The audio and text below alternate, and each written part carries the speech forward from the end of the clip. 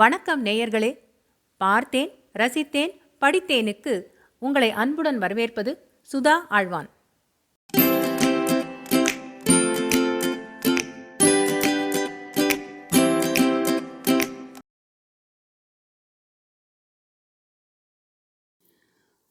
அமரர் கல்கியின் சாகித்ய அகாடமி விருது பெற்ற அலை ஓசை பாகம் 2 புயல் அத்தியாயம் 25 சுட்டுவிடுவேன். சூர்யாவை தாமாவுக்கும் பாமாவுக்கும் அறிமுகம் செய்து வைத்த உடனே, நாங்கள் வந்தபோது ஏதோ மகாராஜாக்களையும் கவர்னர்களையும் போர்ட்டர்களையும் பியூன்களையும் பற்றி பேச்சு நடந்து கொண்டிருந்ததே, அது என்ன விஷயம் என்று சூர்யா கேட்டான். சீதா விஷயத்தை சொன்னாள். அப்படியெல்லாம் ஒரு நாள் வரத்தான் போகிறது. ரயில்வே போர்ட்டர் கவர்னர் ஆவார், தொழிற்சாலை மேஸ்திரி கவர்னர் ஜெனரல் ஆவார், தபால்காரர் பிரதம மந்திரி ஆவார். இதற்கெல்லாம் நாம் தயாராயிருக்க வேண்டும். இங்கிலீஷ் படித்தவர்களும் பெரிய மனிதர்களுமே எப்போதும் பெரிய உத்தியோகங்களில் இருப்பார்கள் என்று நினைக்காதீர்கள். இன்று ஜெர்மனியை கண்டு உலகமே நடுங்கும்படி செய்திருக்கும் ஹிட்லர் யார்? சுவருக்கு சுண்ணாம்பு வர்ணம் பூசிக்கொண்டிருந்தவன். ஜெர்மனியில் 1000 வருஷங்களாக அரசு புரிந்து வந்த ஆளும் இனத்தார் இருந்த இடம் தெரியாமல் போய்விட்டார்கள். ருஷ்யா தேசத்தின் விஷயம் என்ன என்று சூர்யா பேசிக்கொண்டே போனான். அடே அப்பா, இவர் என்ன நெருப்பு கக்கும் சோஷலிஸ்ட் போல் இருக்கிறதே என்றாள் பாமா. ஆமாம், அம்மாஞ்சி பெரிய தீவிரவாதி. கிராமத்தில் உள்ள நில விஷயத்தில் குடியானவர்கள் கட்சி பேசி அப்பாவுடனும் அண்ணாவுடனும் சண்டை போட்டுக்கொண்டு வந்துவிட்டான். பொதுக்கூட்டங்களில் பிரமாத ஆவேசத்துடன் பேசுவானாம். ஆனால் நான் இதுவரையில் கேட்டதில்லை என்றாள் சீதா. என்னை நெருப்பை கக்கும் சோஷலிஸ்ட் என்று தானே சொன்னீர்கள்? அது உண்மைதான். எங்கள் கட்சி மூட்டும் நெருப்பு இந்தியா தேசத்தில் உள்ள மகாராஜாக்கள், திவான்கள், ஜமீன்தார்கள், ஜாகீர்தார்கள், ஏழை பாட்டாளிகளை பிழிந்தெடுத்து கொள்ளை லாபம் அடிக்கும் முதலாளிகள் எல்லோரையும் கொளுத்தி பொசுக்கி கூண்டோடு கைலாசம் அனுப்பி வைக்கப் போகிறது. கொஞ்ச நாளில் பாருங்கள் என்றான் சூர்யா. மகாராஜாக்களும் ஜமீன்தார்களும் போனால் போகட்டும், பாவம் ஏழை திவான்களை சும்மா விட்டுவிடுங்கள், பிழைத்து போகட்டும் என்று பரிகாச குரலில் கூறினாள் பாமா. இவ்வளவெல்லாம் பேசுகிறீர்களே, உங்களுடைய எரிமலை கக்கும் நெருப்பினால் இந்தியாவில் உள்ள பிரிட்டிஷ் அரசாங்கம் கூட எரிந்து போய்விடுமா என்று பாமா கேட்டாள். பிரிட்டிஷ் அரசாங்கமும் ஒரு நாள் அழியத்தான் போகிறது.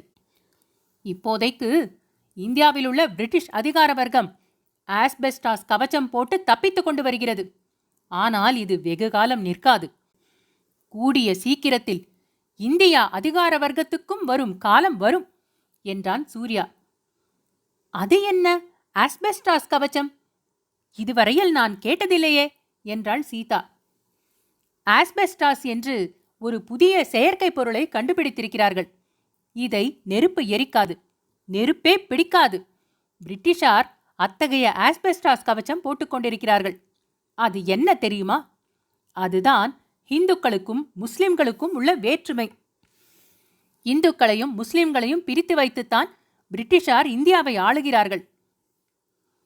அந்த பிளவு எப்படி நீங்கும் என்று தாமா கேட்டாள். பிளவு நீங்குவதற்கு வழி பொருளாதார புரட்சிதான். ஏழைகளில் இந்து ஏழை என்றும் முஸ்லிம் ஏழை என்றும் கிடையாது. பாட்டாளிகளிலும் அப்படியே. இந்த விஷயத்தை 2 சமூகங்களையும் சேர்ந்த ஏழைகளுக்கும் பாட்டாளிகளுக்கும் தெரியப்படுத்திவிட்டால் அவர்கள் விழித்துக் கொண்டு விடுவார்கள். பதவி பித்துக்கொண்ட அரசியல்வாதிகளும் பிரிட்டிஷ் ராஜதந்திரிகளும் தங்களை உபயோகித்துக் கொள்ள இடம் கொடுக்க மாட்டார்கள் என்றான் சூர்யா. பெரியவர்களுடைய பேச்சையெல்லாம் விஷயம் புரியாவிட்டாலும் ஆவலோடு கேட்டுக்கொண்டிருந்த வசந்தி, அப்பா வந்துத்தா, அப்பா வந்துத்தா, பாத்திய அச்சந்து வந்துத்தா என்று சொல்லி குதித்து கொண்டே வாசற்பக்கம் ஓடினாள். சீதா, ஆமாம், இவர்தான் வந்துவிட்டார் போல் இருக்கிறது. நீங்கள் சற்று பேசிக்கொண்டிருங்கள், நான் போய் அழைத்து கொண்டு வருகிறேன் என்று சொல்லிவிட்டு வாசற்பக்கம் விரைந்து சென்றாள். குழந்தையை தூக்கி இடுப்பில் வைத்துக்கொண்டு வீட்டின் முகப்பு தாழ்வாரத்தில் நின்றாள். வண்டி வந்து வீட்டு வாசலில் நின்றது.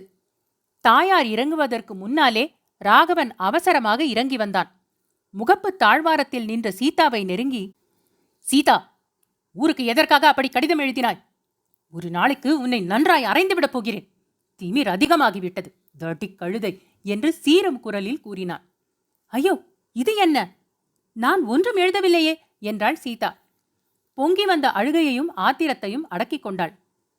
இவ்வளவு கோபமாகவும் ஆபாசமாகவும் ராகவன் சீதாவை திட்டியது இதுதான் முதற் தடவை. "நீ எழுதவில்லையா? பொய் சொல்லாதே. ரஜினிபூர் ஏரியில் உன்னை நான் படகிலிருந்து பிடித்து தள்ளிவிட்டதாக கடிதம் எழுதவில்லையா உன் சிநேகிதி லலிதாவுக்கு?"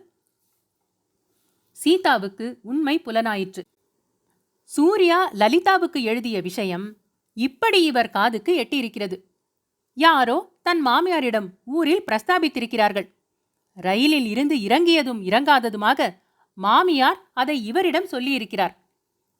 முதலாக சீதாவுக்கு அப்போதுதான் தன் மாமியார் மீது கோபம் உண்டாயிற்று. "ஏன் பதில் சொல்லாமல் விழித்துக் கொண்டு நிற்கிறாய்? எழுதினாயா இல்லையா?" என்றான் ராகவன். ஒரு கண நேரம் சீதா யோசனை செய்தாள். தான் எழுதவில்லை என்றும் தாரிணி கூறியதை கேட்டு சூர்யா எழுதினான் என்றும் சொல்லலாம். அப்படிச் சொன்னால் சூர்யா மீது இவருக்கு அசாத்திய கோபம் வரும். அதைக் காட்டிலும் தான் குற்றத்தை ஒப்புக்கொண்டு விடுவதே நல்லது.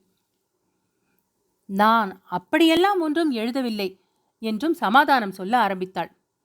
"அப்படி எழுதவில்லை, இப்படி எழுதினாயாக்கும். உன்னுடைய துஷ்டத்தனம் இப்போதுதான் எனக்கு தெரிகிறது. ஒரு நாளைக்கு உன்னை நிஜமாகவே ஏரியில் பிடித்து தள்ளிவிடுகிறேன் பார்." "வேண்டாம் வேண்டாம், இறைந்து பேசாதீர்கள். உங்களுக்கு புண்ணியமாக போகட்டும். குழந்தை என்னமோ ஏதோ என்று திக்பிரமை அடைந்திருக்கிறாள். உள்ளே யார் யாரோ வந்திருக்கிறார்கள்" என்றாள் சீதா. ராகவனுக்கு சட்டென்று புத்தி தெளிந்தது. "உள்ளே யார் வந்திருக்கிறார்கள்?" என்று கேட்டான்.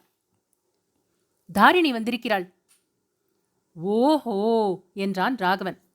உடனே அவன் முகத்தில் மாறுதல் காணப்பட்டது. "தாமாவும் பாமாவும் வந்திருக்கிறார்கள்."